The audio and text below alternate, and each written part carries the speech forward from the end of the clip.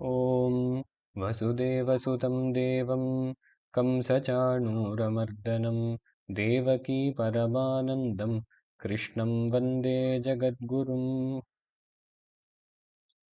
பகவானோட அனுகிரகத்தினால கடந்த சத்சங்கத்தில் கீதையோட முதல் அத்தியாயத்தை பூர்த்தி பண்ணோம். ஒரு அத்தியாயம் முடிக்கும் போதும் நம்ம சொல்றது இது ஸ்ரீமத் பகவத்கீதாசு உபனிஷத்சு பிரம்ம வித்யாயாம் யோகசாஸ்திரே ஸ்ரீ கிருஷ்ணார்ஜுன சம்வாதே. அதுக்கப்புறம் அந்த அத்தியாயத்தோட பேரு அர்ஜுன விஷாத யோகோ நாம பிரதமோத்தியாய. இதுவே நம்மளுக்கு இந்த பகவத்கீதையோட மகத்துவத்தை காட்டி கொடுக்கறது. இது ஸ்ரீமத் பகவத்கீதாசு பகவத்கீதையில உபனிஷத்சு உபனிஷத்தான பகவத்கீதையில அப்படின்னு சொல்றோம்.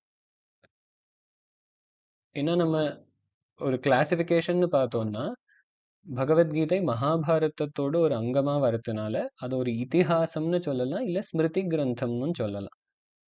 ஆனா இதுக்கு எப்படி அந்த உபனிஷத்தோட ஸ்டேட்டஸ் நம்ம கொடுக்குறோம்? ஏன்னா எந்த பகவானுக்கு வேதங்கள் மூச்சு காத்தா இருக்கோ, எந்த பகவானுக்கு அந்த உபனிஷத்கள் எல்லாம் மூச்சு காத்தா இருக்கோ, சாக்ஷாத் அந்த பகவானே வந்து உபதேசம் பண்ணதுனால இதுக்கு அப்படி ஒரு உன்னதமான ஸ்தானத்தை சாஸ்திரங்கள் கொடுத்துருக்கு. ஆச்சாரியர் கூட பாஷ்யங்கள் எல்லாம் இப்போ ஏதோ ஒரு உபனிஷத்துலேருந்து கோட் பண்ணும்போது அந்த உபனிஷத்தோட பேரை சொல்லுவார், இல்லை வேற ஏதோ கிரந்தம்னா அந்த கிரந்தத்தோட பேரை சொல்லுவார். பகவத்கீதையை கோட் பண்ணும்போது மாத்திரம் சில இடத்துல கீதையில வர ஸ்லோகம் அப்படின்னு சொல்லுவார், சில இடத்துல இதி பகவத் வச்சனாத் அப்படின்னு போடுவார். இது சாக்ஷாத் பகவானே சொன்ன வாக்குப்பா அப்படின்னு நம்மளுக்கு காட்டி கொடுப்பார். தியான ஸ்லோகத்திலையும் சொல்றோம், பார்த்தாய பிரதிபோதிதாம் பகவதா நாராயணேன ஸ்வயம். சாக்ஷாத் நாராயணனே வந்து தன்வாயால பண்ண உபதேசமானதுனால இந்த உபதேசம் உபனிஷத்துக்கு துல்லியம். இந்த உபதேசம் மூலமா நம்மளுக்கு பகவான் என்னத்தை கொடுக்க பார்க்கிறார்னா பிரம்ம வித்யாயாம், பிரம்ம வித்யை கொடுக்க பார்க்கிறார். கீதைக்கு ஒருத்தர் ஒரு மாதிரி அர்த்தம் கல்பிப்பார். ஒருத்தர் கீதையோட எசன்ஸ் என்னன்னா ஒரு விஷயத்த சொல்லுவா. ஆனா வாஸ்தவத்துல இந்த பிரம்ம வித்யை தான் கீதையோட சாரம். யோக சாஸ்திரே நம்ம சாதனைன்னு பார்க்கும்போது யோகம் அப்படின்னா ஒன்று செய்யறது அப்படின்னு அர்த்தம். பகவான் கூட ஒன்று செய்யறதுக்கு தான் யோகம்னு பேர். யுஜ் தாத்துலேருந்து வருது. அப்போ சாதனா திருஷ்டிகோணத்திலேருந்து பார்க்கும்போது நான் பகவானை அடையணும்னா ஞானத்தை அடையணுன்ற ஆசையோட இருக்கிறவாளுக்கு இது ஒரு ரொம்ப அருமையான சாஸ்திரம். ஸ்ரீ கிருஷ்ணார்ஜுன சம்வாதே, இது நம்மளுக்கு கிருஷ்ணருக்கும் அர்ஜுனருக்கும் நடுவில் இருக்கிற சம்வாதமா அமையிறது. அர்ஜுன விஷாத யோகோ நாம பிரதமோத்தியாய. இப்படி அந்த அத்தியாயத்தோட பேர் அது எத்தனாவது அத்தியாயம் அப்படின்னு சொல்லுவோம். இப்படி அர்ஜுன விஷாத யோகம்னு பேருள்ள முதல் அத்தியாயம் இங்க பூர்த்தியாருது அப்படின்னு சொல்லி பூர்த்தி பண்றோம். இங்கேருந்து ரெண்டாவது அத்தியாயம் ஆரம்பிக்கிறது. இதுக்கு சாங்கிய யோகம்னு பேரு. சாங்கிய யோகம்னா, சாங்கியம்னா ஞானம். இருக்கிறதுலயே ரொம்ப பழமையான தர்சனம் சாங்கிய தர்சனம். ஒரு மகாத்மா சொல்லுவார், எல்லா விதத்திலையும் நம்ம பார்த்தா இந்த ரெண்டாவது அத்தியாயம் அப்படின்றது பூர்ணமான உபதேசம். இதுக்கு மேல சொல்லறதுக்கு வேற விஷயமே கிடையாது.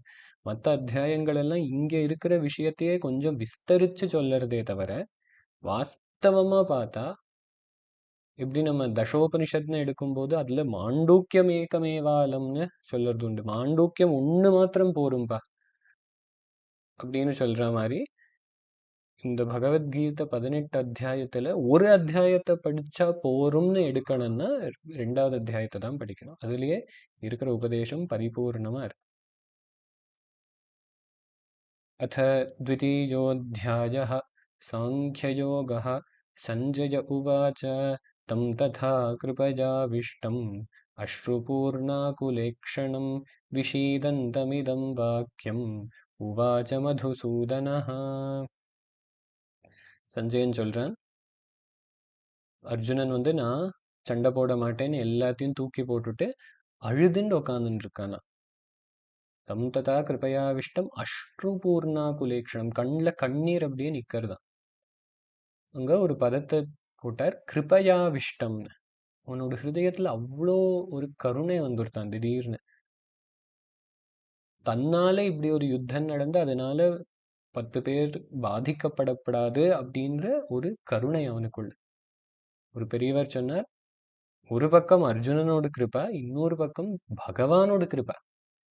அந்த சந்தர்ப்பத்துல என்ன ஆச்சுன்னா, பகவானோட கிருபை அவன்ல ஆவிர்வவிச்சுதான். இல்லாட்டி இவ்ளோ யுத்தம் பண்ணவன் திடீர்னு இவனுக்கு கருணை எங்கேருந்து வந்தது? அர்ஜுனன் பண்ணாத யுத்தமா சாக்ஷாத் பரமேஸ்வரன் கிட்டயே யுத்தம் பண்ணி பாசுபத அஸ்திரத்தை அனுகிரகமா வாங்கிண்டவன் இன்னைக்கு எப்படி திடீர்னு இவனுக்குள்ள அந்த கருணை வருது? இன்னைக்கு ஏன் யோசிக்கிறானா இது பண்ணது சரியா தப்பான்னு? அது பகவானோட அனுகிரகம் தான். இந்த கிருஷ்ண கிருபா அவன் மேல விழறதுனால அவன் கொஞ்சம் யோசிக்கிறான். இது பண்ணலாமா பண்ணப்படாதா, இது நல்ல காரியமா இல்லையான்றதையும் இப்போதான் அவன் யோசிக்கிறான். விஷீதந்தம் இதம் வாக்கியம் உவாச்ச மதுசூதனா. இப்படி ஒரு கன்ஃபியூஷன்ல உட்கார்ந்துட்டு இருக்கிற அந்த அர்ஜுனன், விஷாதத்துல உட்கார்ந்துட்டு இருக்கிற அந்த அர்ஜுனனுக்கு பகவான் இப்படி பார்த்து பேசினார்.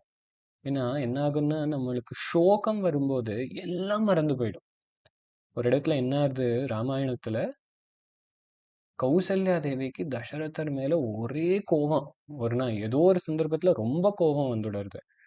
ராமரை காட்டுக்கு அனுப்ப வேண்டி வந்துடுத்து, எல்லாம் உங்களோட தப்பு அப்படி இப்படின்னு திட்டி, அப்புறம் அதுவும் சீதாதேவி காட்டுக்கு போனதை நினைக்கிறத அந்த அம்மாவுக்கு ரொம்ப கஷ்டமாயிடுதான் மனசுக்கு. ஏன்னா தன்னோட பிள்ளையாவது ஒரு மகாவீரன் க்ஷத்ரியன் காட்டுல எப்படியோ சமாளிச்சிடுவான். பாவம் அந்த குழந்தை, ஜனக மகாராஜர் அவ்வளோ பிரியமா வளர்த்த ஒரு சின்ன பொண்ணு நம்ம ஆத்துக்கு மாட்டு பொண்ணா வந்திருக்கா, அவளும் உங்களால காட்டுல போய் இருக்க வேண்டி வந்துடுத்தேன்னு திருத்தராஷ்டிரரை பிடிச்சு ஒரே திட்டு.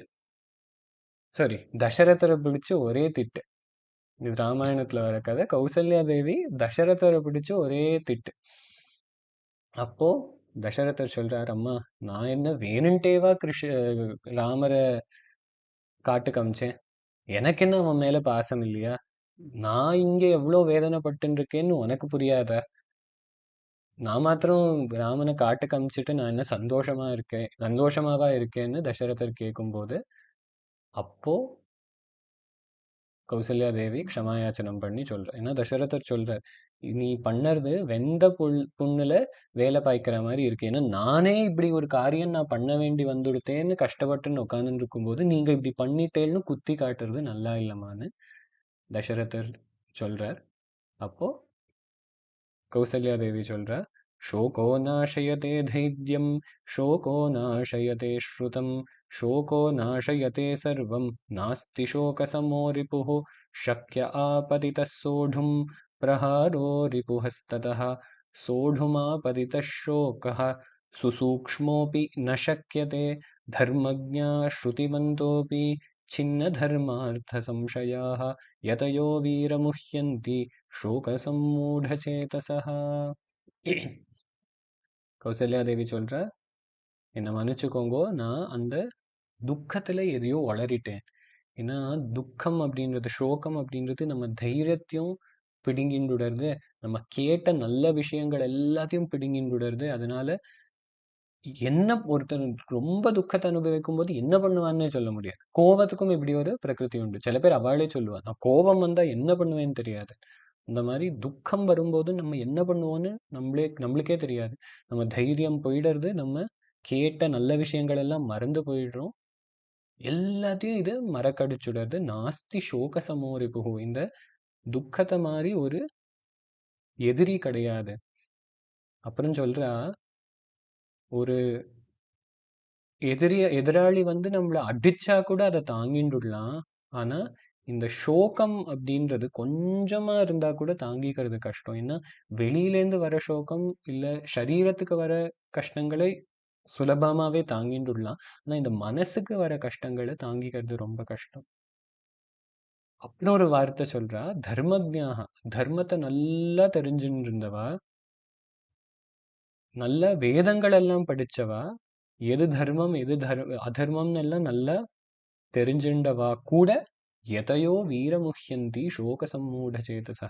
ஒன்றும் தெரியாதவா மாத்திரம் இதை தப்பு பண்ணுவான்னு இல்லை, நல்ல வேதங்களை சாஸ்திரங்கள் எல்லாத்தையும் படிச்சவா கூட சிலப்போ இந்த சோகம் வரும்போது ஆடி போய் ஏதோ தப்பு பண்ணிடுறா. அந்த மாதிரி நான் உங்களை தப்பா பேசிட்டேன்.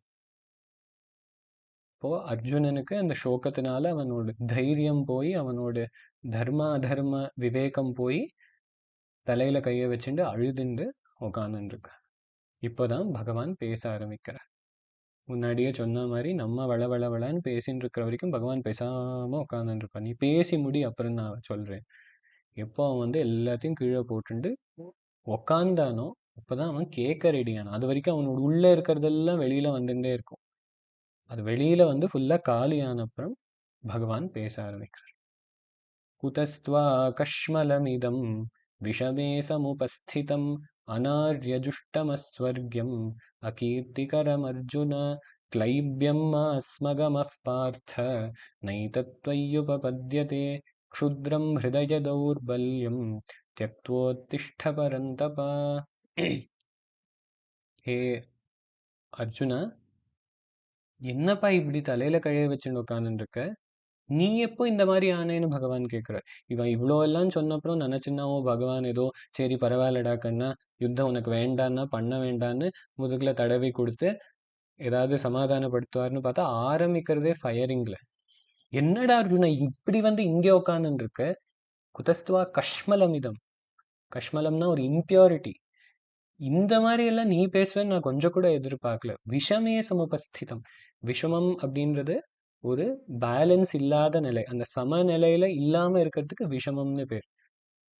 ஒரு மகாத்மா சொல்லுவார், சம்சாரம் தான் விஷமம், சமம் அப்படின்றது ஆத்மா இல்ல அந்த யோக நிலைக்கு தான் சமம்னு பேர்.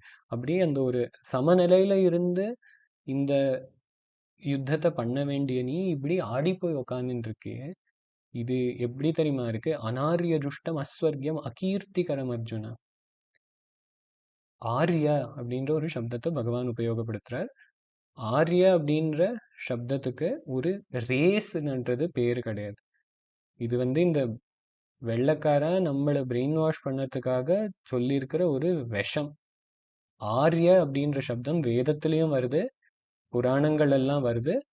ரொம்ப உயர்ந்தவர் அப்படின்ற அர்த்தம். சீதாதேவி ராமரை பார்த்து ஆரியபுத்திர அப்படின்னு கூப்பிடுறார். தன்னோட மாமனாரான தசரதர் மேல இருக்கிற மரியாதைனால அவரை ஆரியன்னும், அவருக்கு பிறந்த புள்ளைய ஆரியபுத்திர அப்படின்னு கூப்பிடுறார். அதே மாதிரி விவேக சூடாமணியில ஆச்சாரியார் சொல்றார், அதீவ சூக்ஷ்மம் பரமாத்ம தத்துவம் ந ஸ்தூல திருஷ்டியா பிரதிபத்தும் அர்ஹதி சமாதினாத்யந்த சுசூக்ஷ்ம விருத்தியா ஞாத்தவ்யம் ஆரியைஹி அதிசுத்த புத்திபிகி. இந்த ரொம்ப சூக்ஷ்மமான இந்த ஆத்ம தத்துவத்தை யாரு தெரிஞ்சுக்கிறதுக்கு அர்ஹாளா இருக்காளோ அவளை தான் ஆரியாகா அப்படின்னு சொல்றாரு. ஆர்யாளால தெரிஞ்சுக்கப்பட வேண்டிய தத்துவம் இது. அதனால ஞானி இல்லாட்டி இந்த ஞானத்துக்கு முழு அதிகாரி லட்சணம் இருக்கிறவாட தான் ஆரியன்னு சொல்லுவோம். அப்போ பகவான் இங்க சொல்றார், நீ இந்த மாதிரி தலையில கைய வச்சுட்டு உன் தர்மத்தை பண்ணாம உட்கார்ந்துட்டு இருந்தியானா இன்னும் உனக்கு ஞானத்துக்கு அதிகாரத்துவம் போயிடும். நீ ஞானத்துக்கு அதிகாரி ஆக மாட்ட, அதனால ஞானத்தை அடைய மாட்ட. அஸ்வர்க்கியம். ஒரு வீரனுக்கு, ஒரு க்ஷத்ரியனுக்கு தன்னோட தர்மத்தை பண்ணிட்டு தர்மத்துக்காக யுத்தம் பண்ணி அவன் உயிர் இழந்தா கூட அவன் தர்மத்துக்காக தன்னோட உயிரை தியாகம் பண்ணதுனால அவனுக்கு ஸ்வர்காதி லோகங்கள்ல ஒரு இடம் கிடைக்கும். பகவான் சொல்றார், நீ போய் இப்படி உக்காந்தியன்னா உனக்கு ஸ்வர்கலோகங்களும் கிடைக்காது. 3 அகீர்த்திகரம் அர்ஜுனா. எல்லாரும் உன்னை பத்தி தப்பா பேசுவாடா. இவ்வளோ பெரிய வீரன் முதுக காட்டி யுத்தத்திலேருந்து ஓடி போயிட்டியானா உனக்கு உலகத்திலையும் கெட்ட பேர் வந்துடும். ஒரு பக்கம் பரமாத்ம தத்துவத்தையும் நீ அடைய மாட்ட, ஸ்வர்க்கத்துக்கும் போக மாட்ட, இந்த உலகத்திலையும் உன்னை பத்தி தப்பு தப்பா பேசுவ. அதனால இந்த கிளைபியத்துக்கு இடம் கொடுக்காது. இந்த இது பண்ணலாமா அது பண்ணலாமான்னு ஒரு மசமசான்னு உட்காந்துண்டு உன்னோட வாழ்க்கைய வீணாக்காத. நைதத்வயுபபத்தியத்தை. உனக்கு இது அழகில்லப்பா. ஏன்னா இங்க பார்த்தன்னு கூப்பிடுற. பார்த்தனா பிருதாயாக அபத்தியம் புமான். இந்த குந்தி தேவியோட புள்ளைன்னு அர்த்தம். மகாபாரதத்துல கிருஷ்ணர் கிளம்பி போயின்னு இருக்கும்போது குந்தி தேவிகிட்ட போய் கேட்குறார், உங்க பிள்ளைகள்கிட்ட நான் என்ன சொல்லட்டும்? அப்போ அந்த அம்மா சொல்றா, என்னோட பிள்ளைய நல்லா பார்த்துக்கோப்பா, அவனுக்கு ஒன்றும் ஆகாம பார்த்துக்கோப்பான்னு இப்படி ஏதாவது ஒரு அம்மா சொல்லுவான்னு தான் நம்ம எக்ஸ்பெக்ட் பண்ணுவோம். ஆனா அந்த அம்மா சொல்றா, எந்த சந்தர்ப்பத்துக்காக ஒரு க்ஷத்ரியன் பொறக்கறானோ அந்த சந்தர்ப்பம் இப்போ வந்திருக்குன்னு என் பிள்ளைகள் கிட்ட போய் சொல்லு. அதாவது ஒரு க்ஷத்ரியனோட தர்மமே இந்த அப்பாவி ஜனங்களை காப்பாத்தி தர்மத்தை காப்பாத்துறது தான். அதுக்காக தன்னோட உயிரையும் தியாகம் பண்ணறதுக்கு துணிஞ்சவன் தான் க்ஷத்ரியன். அப்படிப்பட்ட க்ஷத்ரிய ஜன்மம் இன்னைக்கு சாபல்யம் அடைய போறது. நீங்க பிறந்ததோட பலன் இன்னைக்கு தான் வாஸ்தவமா கிடைக்க போறது அப்படின்னு என் பிள்ளைகள்கிட்ட சொல்லுன்னு அந்த குந்தி தேவி சொல்றா. அப்படிப்பட்ட அம்மாக்கு பிறந்த நீ இப்படி பேசலாமாடா? க்ஷுத்ரம் ஹிருதய தௌர்பல்யம் தியக்த்வா உத்திஷ்டத பரந்தப. இந்த ஒரு முட்டாள்தனத்தை விட்டு, இதோ எனக்கு ஒண்ணுமே முடியாது, என்னால என்னால முடியுமா, எனக்கு இதெல்லாம் கஷ்டம் இப்படின்ற இந்த தௌர்பல்யம், எனக்கு பலமே இல்லைன்ற ஒரு அஜ்ஞானம், நீ நினைச்சா என்ன வேணா பண்ணலாம், இப்படி ஒரு ஹிருதய தௌர்பல்யத்துல நீ உட்கார்ந்துட்டு இருக்கே, பயந்து போய் இதெல்லாம் நல்லாவே இல்லை, நீ உன்ன மாதிரி ஒரு க்ஷத்ரியன் இப்படி எல்லாம் பண்ணவே கூடாது, இது எல்லாத்தையும் விட்டு ஏந்துரு அப்படின்றார். இந்த தூங்கின்னு இருக்கிற ஜீவனை பகவான் தட்டி எழுப்புறது தான் இந்த 3வது ஸ்லோகம். இதை தொடர்ந்து பார்க்கலாம். சிவ சிவா.